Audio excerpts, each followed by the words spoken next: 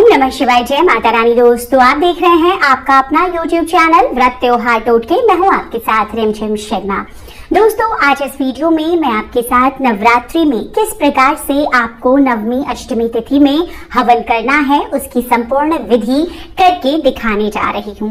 दोस्तों, हवन के बिना कोई भी पूजन संपूर्ण नहीं माना गया है, इसीलिए कोई भी व्रत अनुष्ठान हम करते हैं, खास तौर पर विशेष तो हमें हवन जरूर करना चाहिए। ऐसा कहा जाता है कि हवन ही वो माध्यम होता है जिससे भगवान को हम अपने जो भी हम उन्हें अर्पित करना चाहते हैं वो उन तक पहुंचाते हैं। तो किसी भी पूजा के संपूर्ण फलों की प्राप्ति के लिए हवन एक जरूरी कर्म है जो आपको जरूर करना चाहिए। अब मैं आपको यहाँ पर विधि करके दिखाने जा रही हूँ किस प्रकार से आप हवन करेंगे। हवन सामग्री आपको घर में खुद से कैसे तैयार करनी है दोस्तों, ये मैं आपके साथ शेयर कर चुकी हूँ। उस वीडियो को भी आप जरूर देख लें क्योंकि हवन के पहले आपको सामग्री की जरूरत होगी। कभी भी बाजार से लाए हुए सामग्री से हमें हवन नहीं करना चाहिए, अवॉइड करना चाहिए। खुद से तैयार करें, शुद्धता से तैयार करें, उसी सामग्री से हमें हवन करना चाहिए। तो देखिए, सर्वप्रथम आपको इस प्रकार से हवन कुंड की स्थापना करनी चाहिए। यहाँ पर मैंने माता की चौकी लगाई है, तो यहाँ पर मैं आपको करके दिखा रही हूँ। छोटा सा हवन मैं करके बताऊंगी। तो यहीं पर मैंने ये हवन कुंड लगाया है। आप इसके नीचे में थोड़ी सी मिट्टी भी रख सकते हैं क्योंकि अभी मैं बहुत छोटा हवन आपके लिए करके दिखाने जा रही हूँ, तो मैंने नहीं रखा है क्योंकि ये फर्श है, इसके नीचे आप मिट्टी भी लगा ले। इस तरीके से एक चौक बना ले। ये हल्दी कुमकुम से मैंने ये बना लिया है चौक, और उसके ऊपर मैंने अपना ये हवन कुंड रखा है। हवन कुंड अगर आपके पास धातु का है तो आप रखें, नहीं तो इसी प्रकार मिट्टी का हवन कुंड आप उपयोग में ला सकते हैं नवरात्रों के हवन के लिए। सबसे पहले तो हमें हवन कुंड की पूजा कर लेनी चाहिए दोस्तों, क्योंकि अब हम इसी में अग्निदेव का आह्वान करेंगे, उन्हें बुलाएंगे और समर्पित करेंगे अपनी आहुति। तो हमें सबसे पहले हवन कुंड का पूजन कर लेना चाहिए, उसके बाद हम अग्नि प्रज्वलित करेंगे। तो सबसे पहले किसी भी पूजा की शुरुआत में आचमन जरूरी है, तो 3 बार इस तरीके से आप आचमन कर लें। ओम केशवाय नमः, ओम नारायणाय नमः, ओम माधवाय नमः। तो इस तरीके से आपने आचमन कर लिया है। स्थान को शुद्ध कर लिया जाना चाहिए। उसके बाद हाथ आप धो करके पोंछ लें। इसके बाद दोस्तों जो भी स्थल पर हवन कुंड आपने किया है उसकी शुद्धिकरण कर ले। गंगा जल से आप इस तरीके से जल का छिड़काव करके शुद्ध कर लें। अब ये जो मैंने यहाँ पर अक्षत, रोली, कुमकुम, हल्दी रखा है, इससे मैं पूजन कर लूंगी। तो आप इस तरह से अंदर भी कर सकते हैं और बाहर भी आप इन चीजों को अर्पित कर सकते हैं।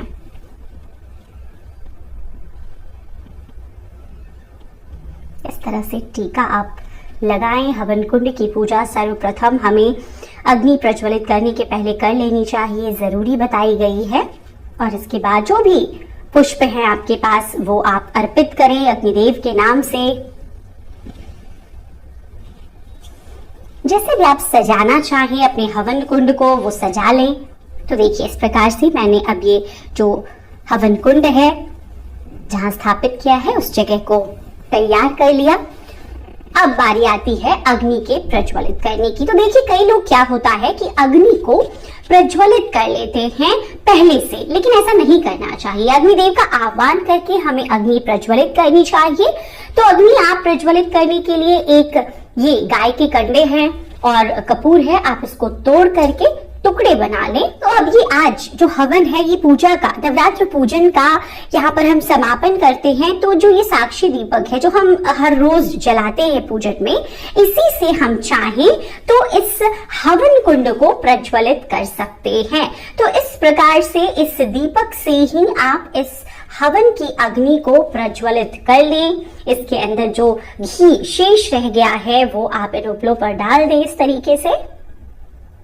अब दोस्तों, ये जो लकड़ी मैं लेकर आई हूं इससे, क्योंकि अग्नि तैयार करनी है हमें, तो आप तैयार करें। देखिए, कम ही लकड़ी मैं डाल रही हूं यहाँ पर। तो दोस्तों, इस तरीके से हमने अग्नि प्रज्वलित की है, अग्निदेव का हमने आह्वान कर लिया। अब ध्यान के लिए आप अग्निदेव की जो मंत्र है वो अगर नहीं आता है तो ओम अग्निदेवाय नमः इस मंत्र से उनका ध्यान करें और उसके बाद आप अपने हवन को शुरू कर सकते हैं। तो हवन सामग्री मैंने आपके साथ पहले ही शेयर की हुई है दोस्तों। हवन सामग्री मैंने ये तैयार करके रखी हुई है, आप इसे अपने आगे रख लें। हवन में दोस्तों कभी भी अकेले नहीं बैठना चाहिए। अगर आप पत्नी हैं तो पति आपके साथ जरूर बैठें, और पति अगर कर रहे हैं नवरात्रों का व्रत तो पत्नी उनके साथ जरूर बैठें। ये भी एक जरूरी नियम है दोस्तों। देखिए, हवन के नियम भी मैं साथ साथ आपको बताते हुए चल रही हूँ कि किस प्रकार से जो विधि है ये सभी नियमों में ही आता है कि आपको इन्हीं सब चीजों से, ये आम की लकड़ी है, अग्नि इसी प्रकार से प्रज्वलित करनी है। अग्नि आपको हमेशा मध्यम लौ में रखनी चाहिए, किसी भी हवन का ये नियम होता है दोस्तों। आप जैसे मैंने कहा कि सपरिवार हवन में सम्मिलित हों, तो पति और पत्नी, बच्चे जो भी हैं साथ बैठे। पति और पत्नी जब भी साथ बैठे तो कोई भी धर्म का जब हम कार्य करते हैं तो पत्नी पति के दाहिनी तरफ बैठती हैं और उनकी आहुति के वक्त उनका हाथ पकड़ती हैं। चाहे तो पत्नी भी आहुति दे सकती है, इसमें कोई दिक्कत नहीं है। जो बच्चे हैं, घर परिवार के जो अन्य सदस्य हैं, सभी आहुति दे सकते हैं। आहुति में जो मंत्रों की संख्या है दोस्तों वो होनी चाहिए, जो भी आपने पाठ किया है उसका 10वां हिस्सा। ये भी एक नियम है, हम भगवान को दशांश से आहुति देते हैं। मतलब कि जो जप की संख्या होती है, अगर हमने एक माला जप की है, 100 की है, तो 10 मंत्रों से हमें आहुति देनी चाहिए। आहुति अब आप किस प्रकार से देंगे? सबसे पहले गणपति का आह्वान हम करते हैं, तो पहली आहुति आप 11 की संख्या में, 3 की संख्या, 7 की संख्या, जो भी आप कर सकते हैं, गणपति के नाम से दें। देखिए, आहुति का तरीका भी मैं आपको बता देती हूँ। देखिए, आहुति हमें हमेशा जब भी देनी चाहिए तो इस प्रकार से उठानी चाहिए।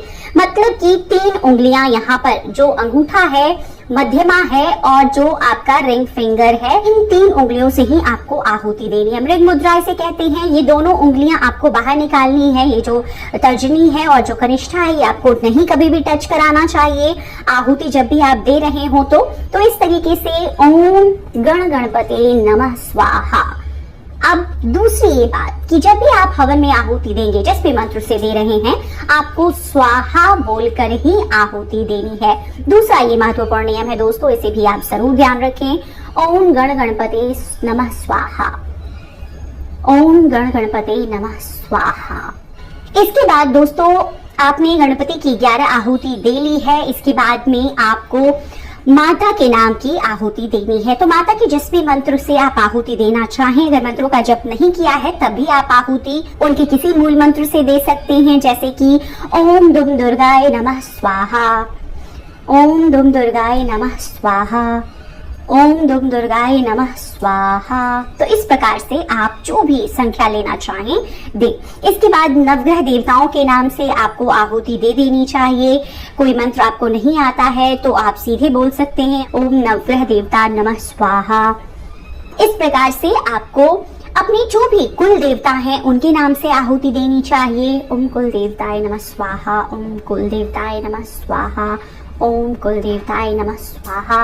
इस प्रकार से दोस्तों इस जो अग्नि को प्रज्वलित किया है, आपको उसमें हवन आहुति देनी चाहिए। जिन जिन के भी देवताओं के लिए आप आहुति देना चाहते हैं वो दे, और जो मूल है वो आपको माता का देना है आहुति। इसके बाद में आपको खीर वैसे तो तैयार रखनी है, मैं नहीं बना पाई हूँ, लेकिन आपको खीर से आहुति देनी है।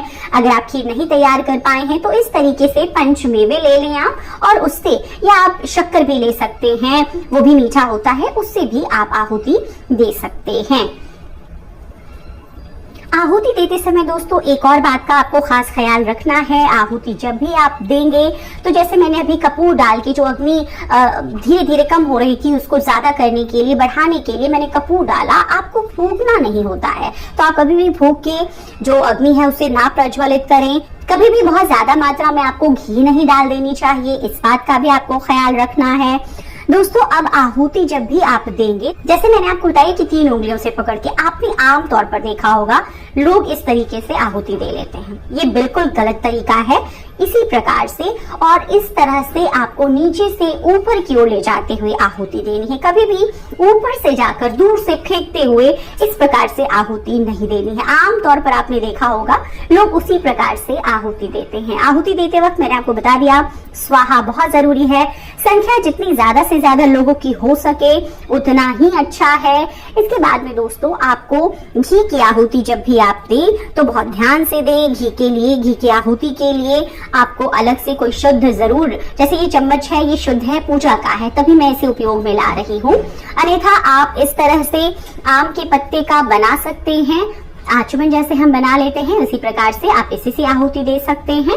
तो आप जब घी से भी आहुति देंगे तब भी आपको इस बात का ध्यान रखना है, इन्हीं 3 उंगलियों का आपको इस्तेमाल करते हुए घी से भी आहुति देनी है। आहुति देते वक्त हर बार आप स्वाहा, ओम दुम दुर्गाय स्वाहा, आप नवार्ण मंत्र से आहुति दे रहे हैं, आप उससे भी दे सकते हैं, ओम एम ह्रीम क्लीम चामुंडाय विच्चे स्वाहा। तो दोस्तों इसी प्रकार से नवरात्रि का हवन आपको संपन्न करना चाहिए। अब देखिए हवन के बाद एक और जरूरी नियम कि हवन जब हम करते हैं हाथों में जो ये हवन सामग्री लग जाती है इसे हम लोग क्या करते हैं, ऐसे ऐसे करके ऐसे झाड़ देते हैं। ऐसा नहीं करना चाहिए। आप इस तरह से कोई कपड़ा रखें और आप उसमें पोंछ लें। आप हाथ धोने के लिए अलग से व्यवस्था रखें, हाथ धो लें। इस तरह से हवन सामग्री छिड़कने से लक्ष्मी जी नाराज होती हैं, तो ऐसा आपको भूलकर नहीं करना है दोस्तों।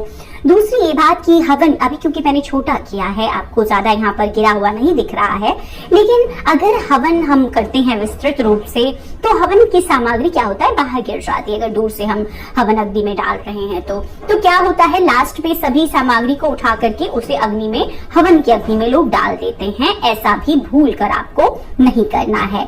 हवन में जो आपने अर्पित किया है भगवान के नाम से अर्पित किया है और बहुत ही प्रेम से श्रद्धा से आपको अर्पित करना है। जमीन पर गिरे हुए सामग्री को आप उठा करके विसर्जन सामग्री में रख दें। तो इस प्रकार से आप हवन को संपन्न करें और उसके बाद में सभी देवी देवताओं के नाम से, अग्निदेव के नाम से इस तरह से आपको जल छोड़ देना चाहिए। तो दोस्तों इस नवरात्रि इसी प्रकार से आप इस तरह से घर में बड़ी आसानी से इस विधि से अपने हवन को संपन्न कर सकते हैं और माता रानी की कृपा प्राप्त कर सकते हैं। उम्मीद करती हूँ वीडियो में दी गई ये जानकारियाँ आपके लिए उपयोगी साबित होगी। वीडियो अगर पसंद आए तो जरूर लाइक कीजिएगा।